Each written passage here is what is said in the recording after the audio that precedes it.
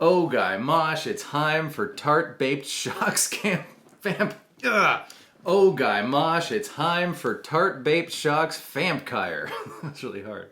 This is a great idea, but I cannot take any of the credit.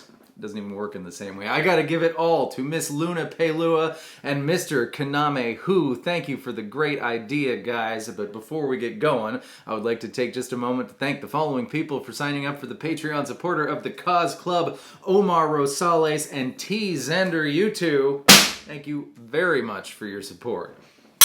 And if you would like to find out what that's all about, the link, of course, will be in the description. I totally get it. You're at the campfire, you're in standard tuning, and you don't want to change your whole life. Just play an A, and then an F.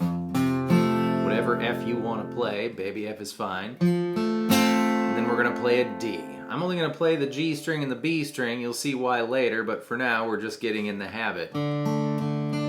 Just pluck away on that D. A, F, D. That's the first half. Second half is A, F, D, then reach for the D string 4th fret with your ring finger. That's why I was doing this instead of this, and we're going to play that note. And then switch to a C chord. So here we go. A, F, bounce around on D. Second half, A, F, D.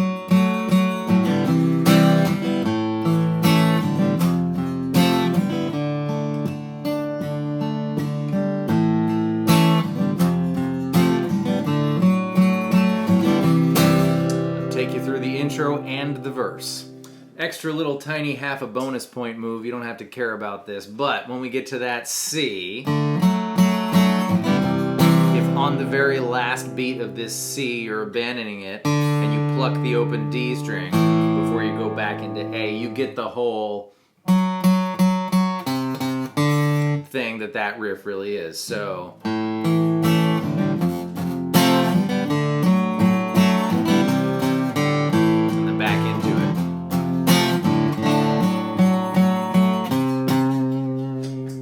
for the chorus, you're going to slam away on your A and then reach for G4. Reach for it with your ring finger and put your middle and pointer fingers behind your ring finger so that you can bend with the strength of 3 fingers on this hard to bend with acoustic guitar. So, A, F, D, C.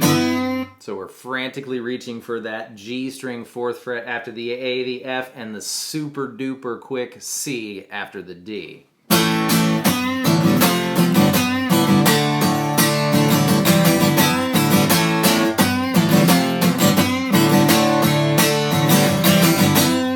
Do that a whole bunch of times.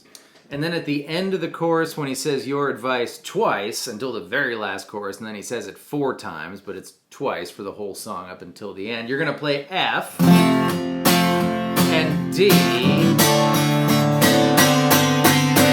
that's what I like to do there, because Kurt Cobain does that same bend.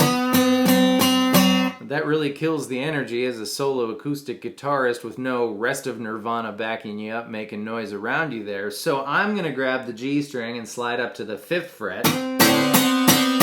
And kind of what other open strings I happen to raucously get are great. The more raucous, the better. F, D, then F, D. And that move we already know. Back into the next verse. And that is it. Those are all the pieces, and I would add that if you don't break a string when you're playing this song this way, you're probably not doing it right. But as I was doing this, I came to the realization that in the chorus, if you want,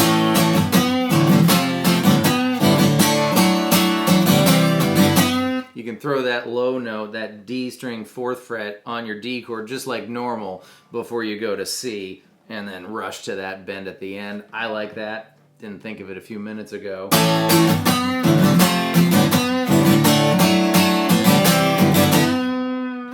That's all I have to say. Thank you so much for being here. I hope that was fun and helpful, and I will see you next time with more stuff. But Guy.